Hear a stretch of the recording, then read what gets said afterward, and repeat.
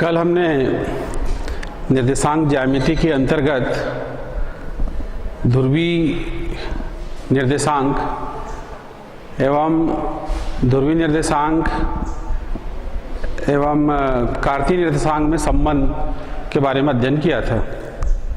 आज हम निर्देशांक ज्यामिति से संबंधित कुछ सवाल हल करेंगे। तो पहले मैं एक दो सवाल ध्रुवीय निर्देशांक से लेता हूं।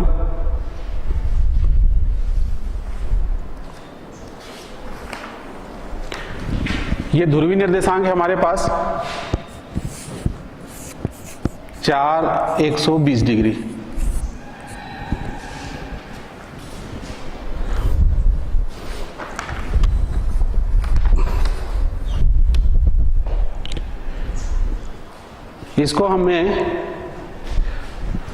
इसके लिए हमें ग्राफ तैयार करना है। इसको हमको चित्र के द्वारा दर्शाना है। ये ध्रुवीय निर्देशांक है, इसको हमको चित्र के द्वारा दर्शाना है। तो आप ध्रुवीय निर्देशांक में जानते हैं कि ध्रुवीय निर्देशांक होता है आर और थीटा। आर क्या बताता है? दूरी को, और थीटा क्या है? कोण है। तो यहाँ पे इसको आलेखित करने के लिए सबसे पहले हम क्या लेते हैं? एक प्रारंभिक रेखा लेते हैं। सबसे पहले हम एक प्रारंभिक रेखा लेते हैं OX, जहाँ की O क्या है? मूल बिंदु है। O क्या है? मूल बिंदु है। और देखिए यहाँ पे कोण कितना डिग्री है? 120 डिग्री है। कोण 120 डिग्री है। तो सबसे पहले हम 120 डिग्री का कोण बनाएंगे।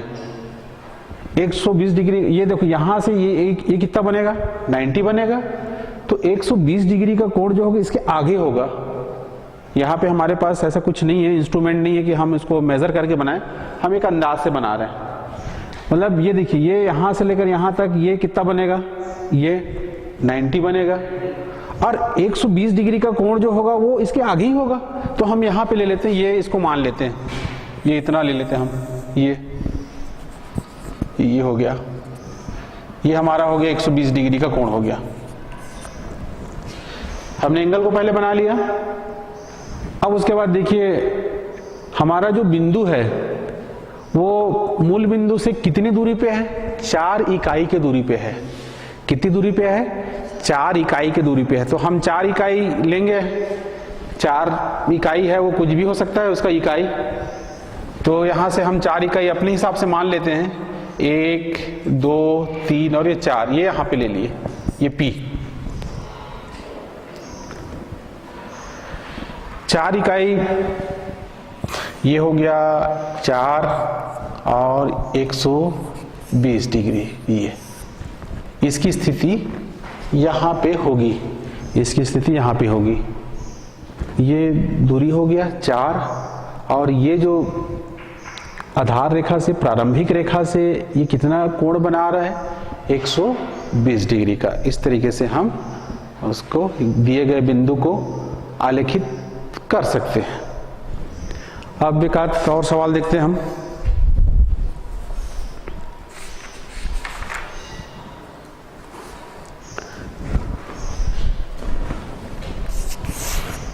ऋण 2 और 30 डिग्री, ऋण 2 और 30 डिग्री।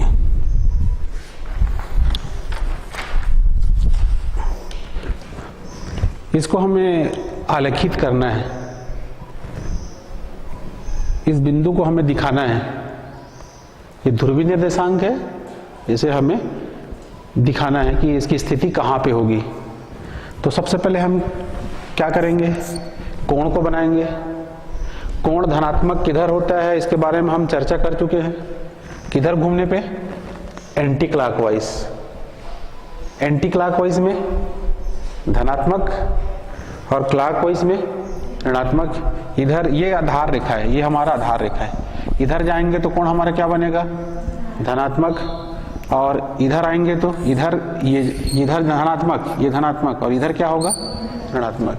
घड़ी की दिशा में अगर हम घूमेंगे तो ऋणात्मक कोण होगा, और घड़ी की दिशा के विपरीत अगर जाएंगे तो कोण क्या होगा, धनात्मक, उसी को हम धनात्मक लेते हैं। तो ये यहाँ पे देखिए, यहाँ पे कोण हमारा धनात्मक है, धनात्मक कोण है। तो इसको दिखाने के लिए, इसको आलेखित करने के लिए सबसे पहले हम एक प्रारंभिक रेखा खींचते हैं, OX प्रारंभिक रेखा। कितना डिग्री का कोण है, 30 डिग्री का। तो आप जानते हैं लगभग 90, यहाँ पे 90 होगा, ये 90 आएगा, और लगभग ये 45 होगा, 45 उसका हाफ। तो 30 डिग्री इससे कम ही होगा, इससे कम होगा। तो ये हम एक अंदाज से ले लेते हैं, ये 30 डिग्री, ये 30 डिग्री। अब यहाँ पे हम देखते हैं ये 30 डिग्री का कोण बन चुका है, ये 30 डिग्री कोण बन गया। लेकिन जो बिंदु है वो कितने दूरी पे है, ऋण 2 दूरी पे है, ऋण 2 दूरी पे है। तो अब हम क्या करेंगे, यहाँ पे थोड़ा डिफरेंट है। यहाँ पे धन होता तो हम इधर लेते, धन होता तो हम इधर लेते। अब ये जो यहाँ पे ये बिंदु इधर होता, धनात्मक होने से दूरी अगर धनात्मक होता इधर होता, क्योंकि ऋणात्मक है तो इधर हम ये दो दूरी 2 इकाई पे ले लेते हैं दूरी। लेकिन हमें किधर जाना है, विपरीत दिशा में जाना है। किधर जाना है, इसी के विपरीत दिशा। इसको आगे बढ़ाइए, इसको आगे बढ़ाइए, कितना, जितना ये 2 इकाई है, 2 इकाई आप विपरीत दिशा में जाओगे और ये यहाँ पे आपको प्राप्त होता है, ये बिंदु, ये P, ये इसकी स्थिति यहाँ पे आएगी, ऋण 2 और कितना, 30 डिग्री।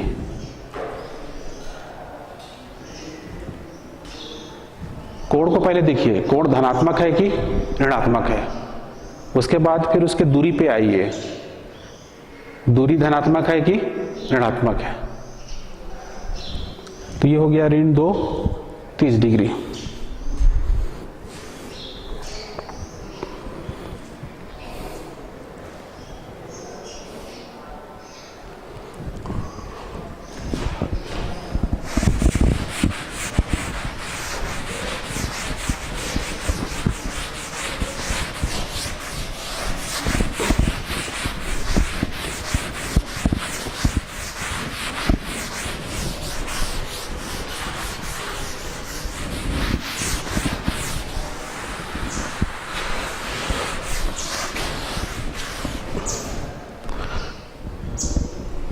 अब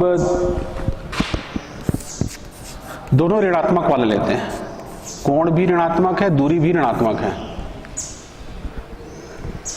ऋण 4 और ऋण 45 डिग्री, इसको हमको आलेखित करना है। ये जो निर्देशांक दिया है उसकी स्थिति दिखाना है कि कहाँ पे उसकी स्थिति आएगी। तो सबसे पहले हम क्या करते हैं, सबसे पहले हम प्रारंभिक रेखा लेते हैं। क्या लेते हैं हम, प्रारंभिक रेखा लेते हैं। ये प्रारंभिक रेखा लिया हमने। कोण धनात्मक है कि ऋणात्मक है, कोण ऋणात्मक है। तो हम किधर जाएंगे, क्लॉकवाइज जाएंगे कि एंटी क्लॉकवाइज जाएंगे, क्लॉकवाइज जाएंगे। हम क्लॉकवाइज जाएंगे, इधर ये कोण इधर आएगा, 45 डिग्री हमको बनाना पड़ेगा। अभी हम अंदाज से ले रहे हैं 45 डिग्री, ये हमारा 45 डिग्री कोण आ गया, ये मान लेते इसको, ये 45 डिग्री। ये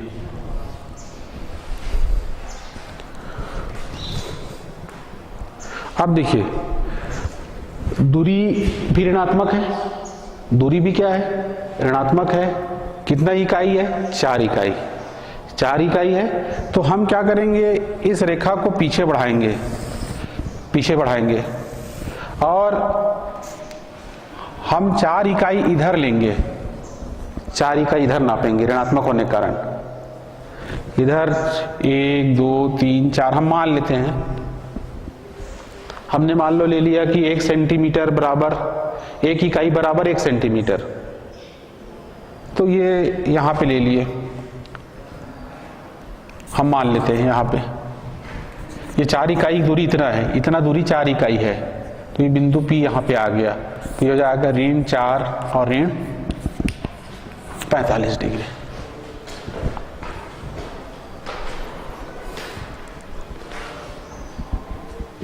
इसको हम नाम दे सकते हैं, ये रेखा को OS नाम दे दिए इसको OS।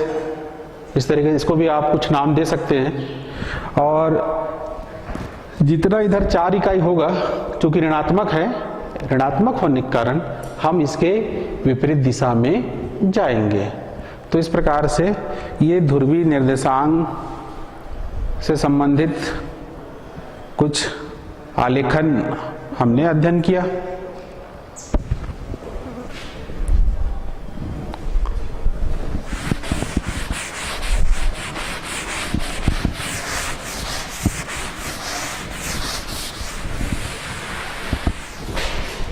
इसके पश्चात मैं अब आपके जो पाठ्य पुस्तक है उसके प्रश्नावली से कुछ प्रश्न ले रहा हूँ। ये जो अभी हमने हल किया ये उदाहरण के थे प्रश्न, अब प्रश्नावली के कुछ प्रश्न मैं ले रहा हूँ।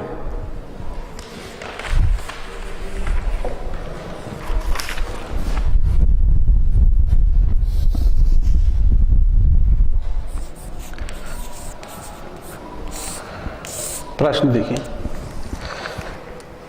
x अक्ष में स्थित मूल बिंदु से x अक्ष में स्थित x अक्ष में स्थित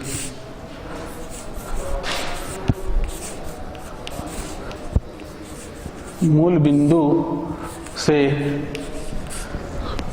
से 4 इकाई दूरी पर स्थित, मूल बिंदु से 4 इकाई दूरी पर स्थित, 4 इकाई दूरी पर स्थित बिंदु के निर्देशांक ज्ञात कीजिए।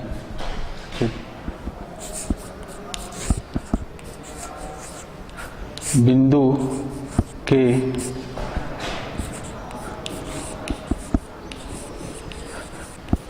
निर्देशांक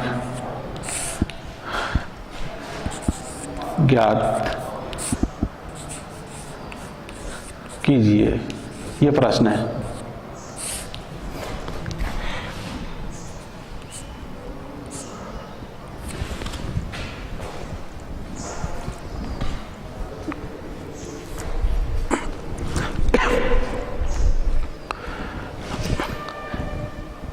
x अक्ष में स्थित मूल बिंदु से 4 इकाई दूरी पर स्थित बिंदु के निर्देशांक ज्ञात कीजिए। ये देखिए, हम पहले अक्ष लेते हैं, निर्देशांक समतल x o x डैश, ये x अक्ष हो गया और ये हो गया हमारा y अक्ष हो गया।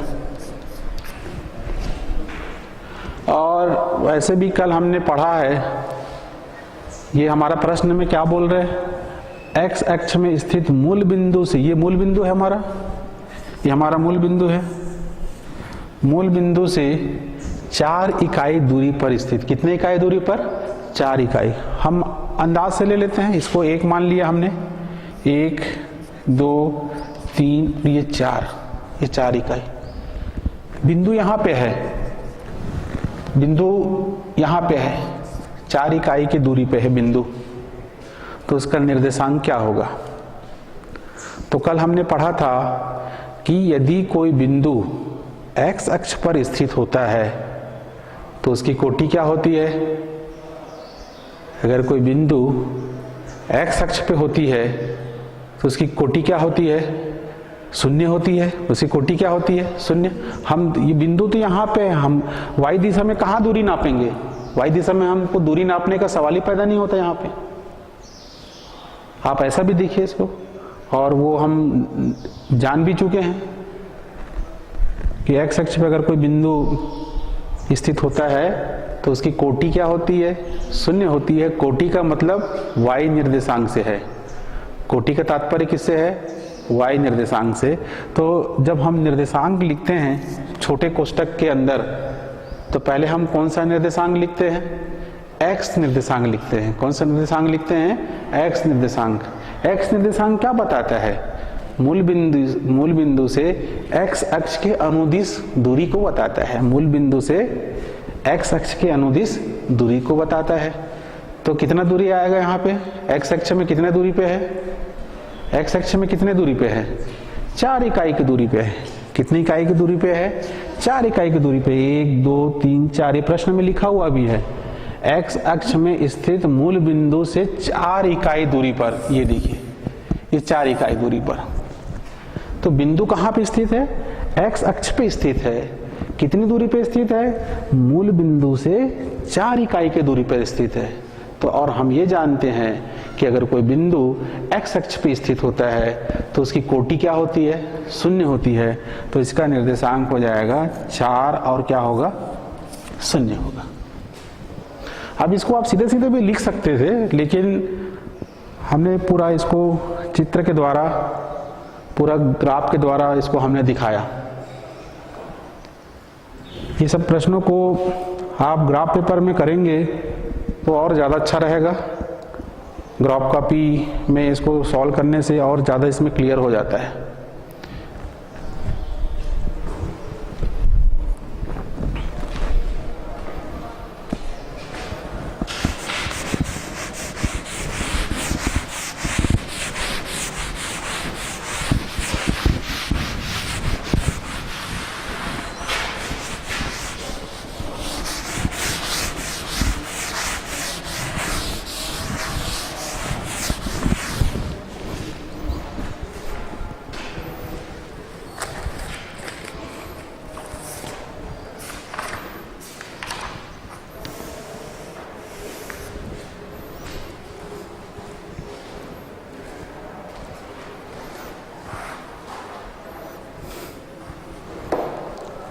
अब इसके पश्चात एक प्रश्न और हम देखते हैं। y अक्ष में स्थित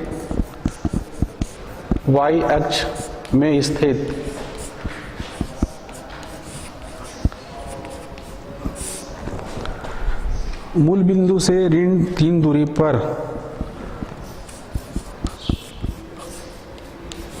मूल बिंदु से ऋण 3 दूरी पर स्थित बिंदु का निर्देशांक बताइए। दूरी पर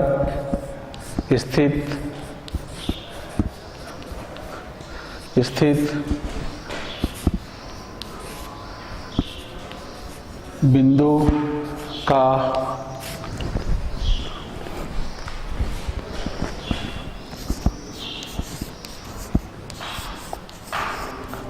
निर्देशांक बताइए।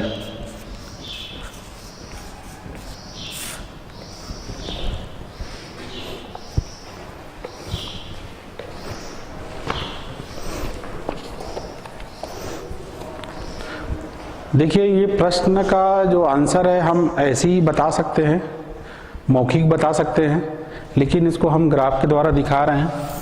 ये पहले हम अक्ष ले लेते हैं। ये हो गया हमारा x अक्ष और ये हो गया y अक्ष।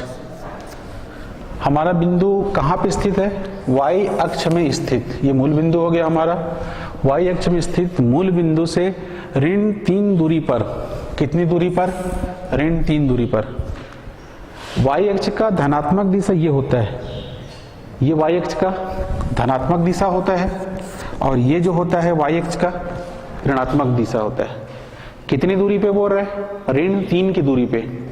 तो ये हम मान लेते हैं ये इतना दूरी 1 है, ये ऋण 1, ये ऋण 2 और ये ऋण 3। ये यहाँ पे है, यहाँ पे बिंदु यहाँ पे है। तो इसका हमें निर्देशांक बताना है। और आप जानते हैं कि अगर कोई बिंदु y अक्ष पे स्थित होता है तो उसका भुज क्या होता है? उसका भुज 0 होता है। उसका भुज क्या होता है? 0 होता है। केवल इसमें y दूरी रहता है, x दूरी नहीं रहता। x दूरी किधर होगा, जब बिंदु इधर होगा या इधर होगा तब हम x दूरी नापेंगे ना। तो यहाँ पे x दूरी तो कहाँ से नापेंगे, x दूरी नहीं होगा, यहाँ पे 0 होगा। तो इसका जो निर्देशांक हो जाएगा 0 और क्या होगा, ऋण 3 होगा। इसका जो निर्देशांक होगा वो 0 और ऋण 3 होगा।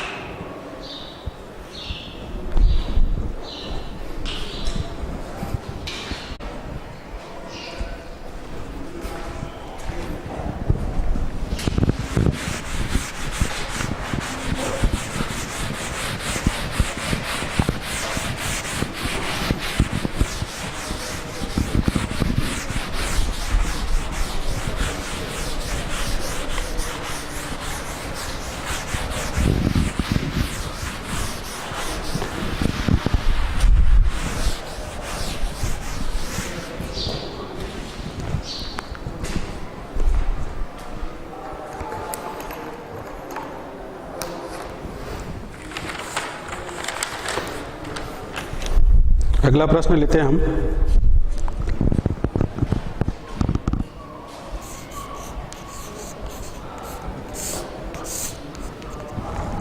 एक वर्ग के विकर्ण,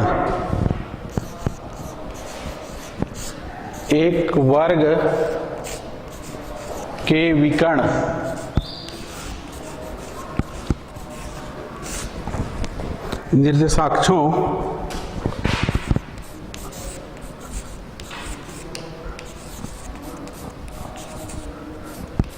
निर्देशाक्षों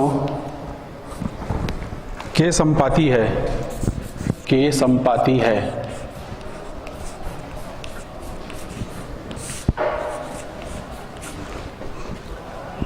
यदि वर्ग की भुजा, यदि वर्ग की भुजा, वर्ग की भुजा a इकाई हो तो, a इकाई हो तो शीर्ष के निर्देशांक ज्ञात कीजिए। तो शीर्ष के निर्देशांक ज्ञात कीजिए।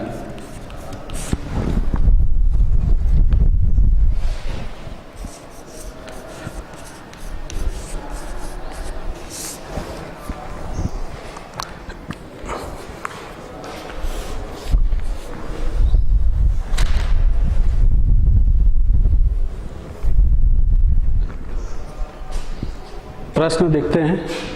एक वर्ग के विकर्ण, वर्ग,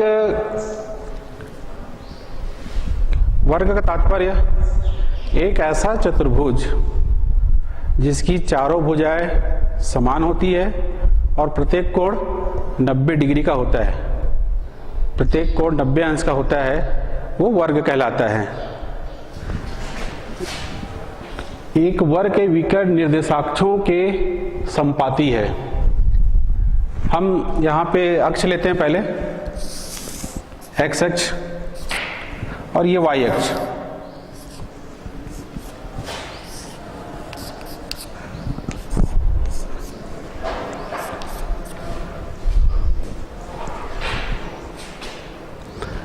वर्ग के विकर्ण कहाँ पे हैं? ये अक्ष पे हैं। वर्ग के जो विकर्ण हैं वो अक्ष पे हैं, अक्ष के संपाती हैं। तो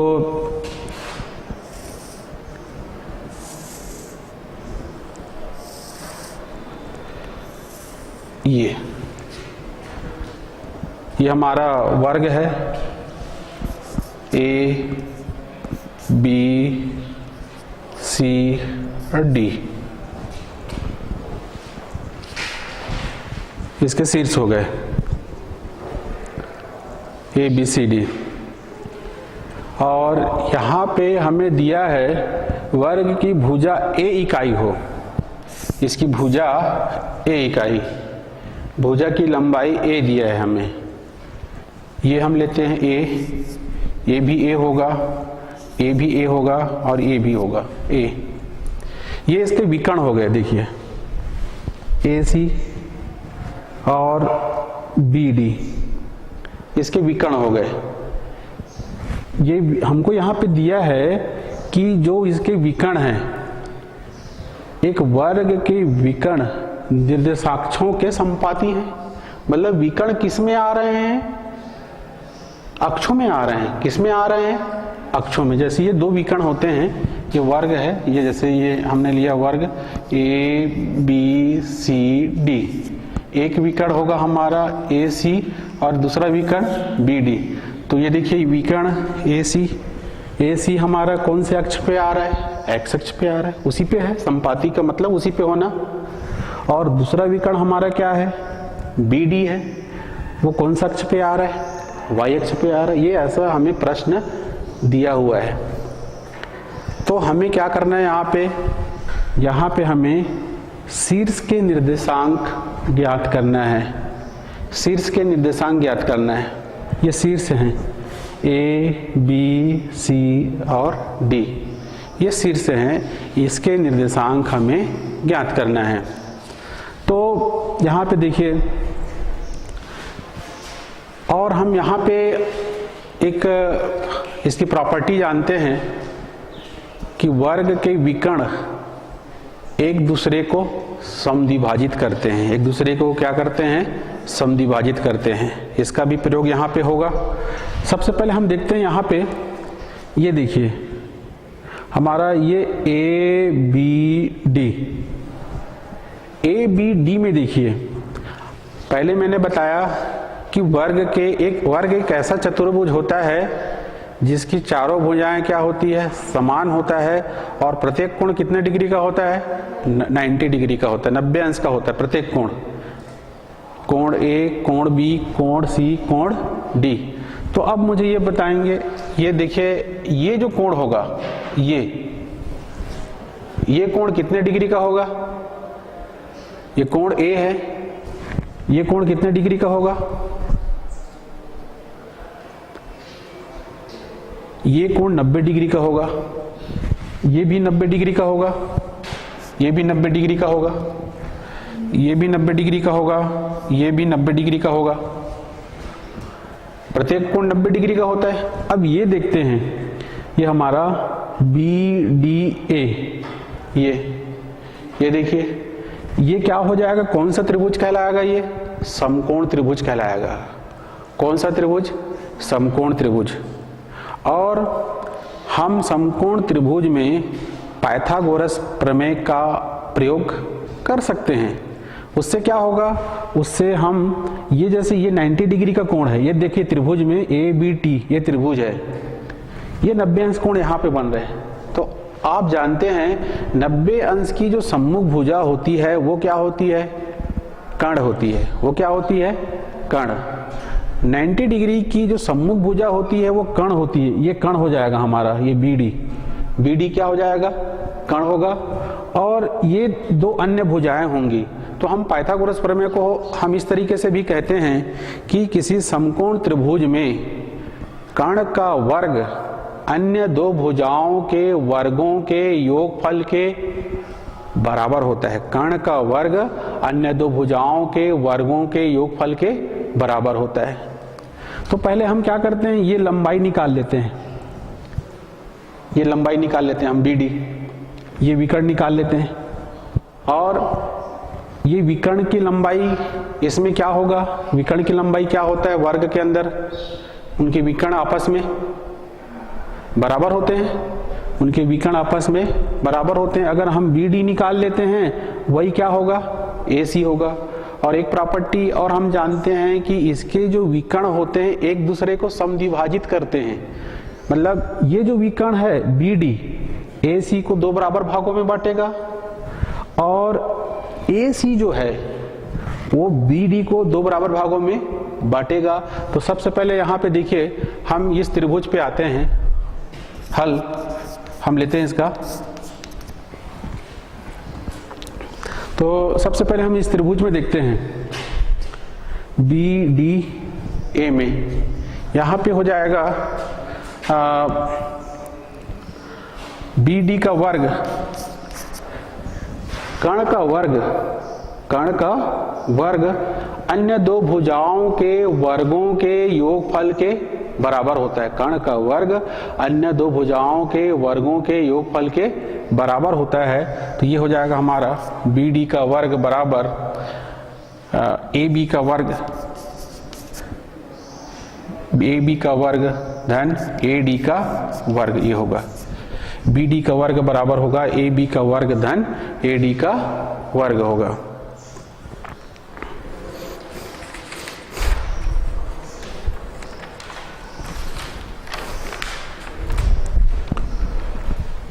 अब यहां पे देखिए बी डी का वर्ग बराबर ए बी कितना है, प्रत्येक भुजा की लंबाई कितनी है, ए है, ए बी हम यहाँ ए रख देते हैं, ए स्क्वायर, और ए डी कितना है, ए स्क्वायर।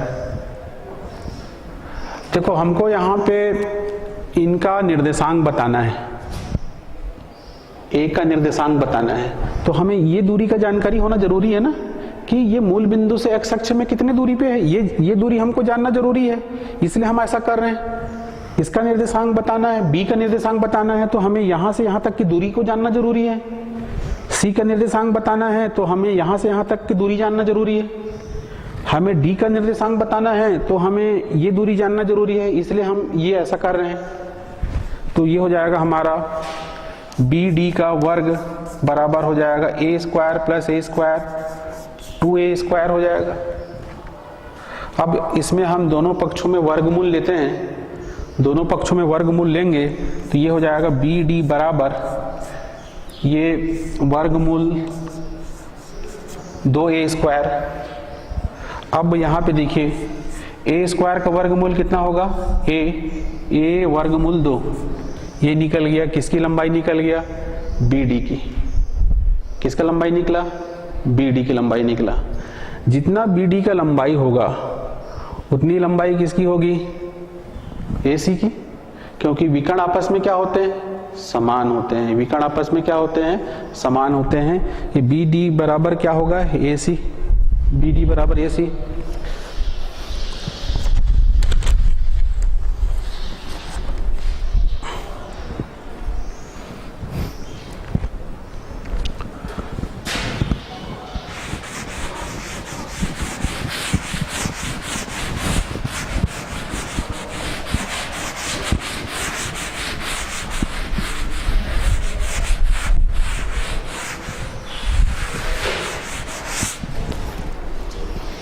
देखिए यहाँ पे जबकि बी डी बराबर ए सी, ये दोनों विकर्ण आपस में समान होते हैं और हमने विकर्ण की लंबाई कितना निकाला, ये निकाला हमने a√2 निकाला, ये हमने निकाला a√2 निकाला, ये विकर्ण की लंबाई निकाला। अब देखते हैं यहाँ पे, अभी हमने ये आपको बताया है कि वर्ग के विकर्ण एक दूसरे को समद्विभाजित करते, एक विकर्ण दूसरे को दो बराबर भागों में क्या करेगा, बांटेगा। ये लंबाई देखिए, यहां से लेकर यहां तक की लंबाई, यहां से लेकर यहां तक की जो लंबाई है वो कितनी है लंबाई, a वर्गमूल 2 है, a वर्गमूल 2 है, ये लंबाई a वर्गमूल 2 है। अब ये भाग और ये भाग आपस में क्या होगा, बराबर होगा। ये भाग और ये भाग आपस में क्या होगा, बराबर होगा, क्योंकि एक दूसरे को समद्विभाजित करते हैं। अब देखिए यहाँ पे OA बराबर OC, ये दोनों भाग आपस में क्या होंगे, बराबर होंगे। और ये किसका आधा होगा, ये आधा किसका होगा, ये AC का आधा होगा। किसका आधा होगा, AC का, AC का ये हाफ होगा, क्योंकि ये भाग और ये भाग आपस में बराबर होंगे तो ये जो भाग है और ये भाग AC का हाफ होगा। अब यहाँ पे देखते हैं हम,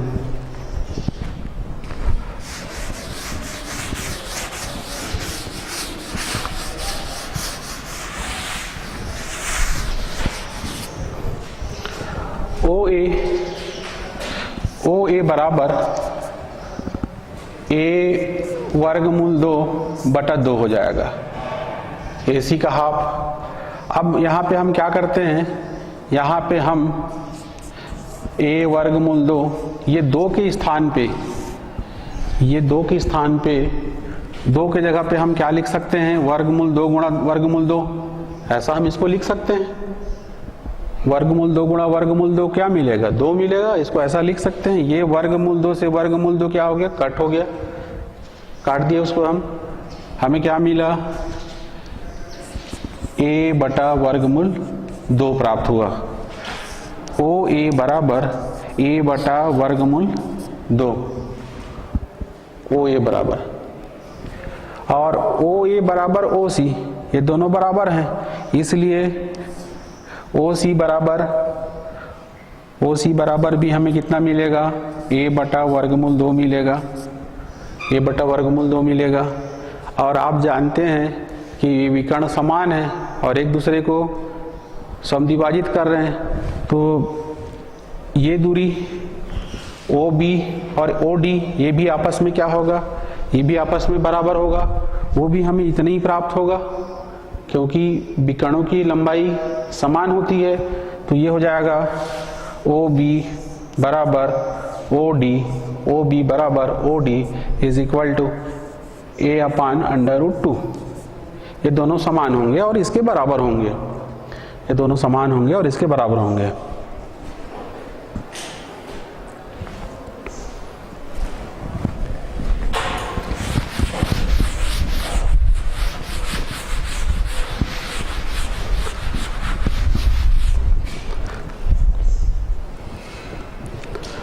अब हमें यहाँ पे बिंदु A के हमें निर्देशांक याद करना है, बिंदु A के निर्देशांक याद करना है, तो हमें ये दूरी चाहिए, O से लेकर A तक की दूरी चाहिए। बिंदु A कौन सा अक्ष पे स्थित है, X अक्ष पे स्थित है। X अक्ष पे स्थित है, उसकी कोटि क्या होगी, शून्य होगी, कोटि क्या होगी, शून्य होगी। हम इस बात का भी ध्यान रखना है कि जो बिंदु है वो धनात्मक दिशा में है कि ऋणात्मक दिशा में, इस बात का भी हमें ध्यान रखना है, और कौन से अक्ष पे है इसको भी हमें ध्यान रखना है। तो ये देखिए इसका निर्देशांक हो जाएगा यहाँ से लेकर यहाँ तक की दूरी, ये हो गया A/√2, A/√2, और ये x अक्ष में स्थित है इसलिए इसकी कोटि क्या होगी, शून्य होगी। और ये देखो ये बिंदु B, ये बिंदु B की कौन सा अक्ष पे है, y अक्ष पे स्थित है, और कौन सा दिशा में है, धनात्मक दिशा में। जब कोई बिंदु y अक्ष पे स्थित होती है तो उसकी भुज क्या होती है, शून्य होती है, भुज क्या होती है इसकी, शून्य। तो इसका निर्देशांक हो जाएगा 0 और A/√2, ये इसका निर्देशांक होगा। अब यहाँ पे देखिए C कौन सा अक्ष पे है, C x अक्ष के ऋणात्मक दिशा में है, ये ऋणात्मक दिशा है, और ये x अक्ष पे स्थित होने के कारण इसका जो y निर्देशांक होगा, इसकी जो कोटि होगी वो क्या होगी, शून्य होगी, इसकी कोटि क्या होगी, शून्य होगी। तो यहाँ पे ये इसका जो निर्देशांक हो जाएगा -A/√2, और ये होगा 0 होगा। माइनस क्यों, ऋणात्मक दिशा में होने के कारण। और फिर ये जो बिंदु D है ये कहाँ पे स्थित है, y अक्ष के ऋणात्मक दिशा में स्थित है, y अक्ष के ऋणात्मक दिशा में स्थित है। तो ये इसका निर्देशांक, चूंकि ये y अक्ष पे स्थित है, अगर कोई बिंदु y अक्ष पे स्थित होता है तो उसकी भुज का निर्देशांक क्या होता है, शून्य होता है, भुज का निर्देशांक शून्य होता है, ये हो जाएगा 0। और चूंकि y अक्ष की ऋणात्मक दिशा में स्थित है इसलिए इसका निर्देशांक होगा 0 और -a/√2 होगा। ये इस प्रकार से ये चारों शीर्षों के निर्देशांक हमें ज्ञात हो गए। हमने क्या किया, हमने पहले एक डायग्राम बना लिया। उसके बाद ये जो त्रिभुज है BDA, ये कौन सा त्रिभुज है? समकोण त्रिभुज। समकोण त्रिभुज में हम पाइथागोरस प्रमेय का प्रयोग कर सकते हैं। हमने क्या किया, पाइथागोरस प्रमेय लगा के हमने विकर्ण की लंबाई निकाला, BD की लंबाई निकाला। और पाइथागोरस प्रमेय में हम जानते हैं कि कर्ण का वर्ग अन्य दो भुजाओं के वर्गों के योगफल के क्या होता है? बराबर होता है। जब ट्रिग्नोमेट्री में हम किसी कोण को लेके पढ़ते हैं तो हम लंब और आधार वहां पे ज्यादा यूज करते हैं। यहाँ पे हम कैसे बोलते हैं उसको? किसी समकोण त्रिभुज में ज्यामिति में कर्ण का वर्ग अन्य दो भुजाओं के वर्गों के योगफल के बराबर होता है, ऐसे उसके आधार पे हम डिसाइड करते हैं। क्योंकि यहाँ पे कोण नहीं है, यहाँ पे न्यून कोण हम किसी को ले नहीं रहे हैं यहाँ पे, तो ऐसा इसको बोलेंगे कि कर्ण का वर्ग अन्य दो भुजाओं के वर्गों के योगफल के बराबर होता है। इसको हमने लगाया और इसको लगा के हमने क्या किया, विकर्ण की लंबाई निकाला, BD की लंबाई निकाला। और चूंकि ये वर्ग है और वर्ग में विकर्ण की लंबाई आपस में क्या होती है? समान होती है। जितनी लंबाई AC की है उतनी लंबाई किसकी होगी? BD की होगी। तो हमने पहले किसकी लंबाई निकाला? BD की लंबाई निकाला। अब BD की लंबाई निकाला, ये दोनों आपस में बराबर होंगे विकर्ण, इसलिए A वर्गमूल 2। फिर उसके बाद हमने क्या किया, ये जो दूरी है, प्रॉपर्टी हमने बताया था कि विकर्ण एक दूसरे क्या करते हैं? समद्विभाजित करते हैं।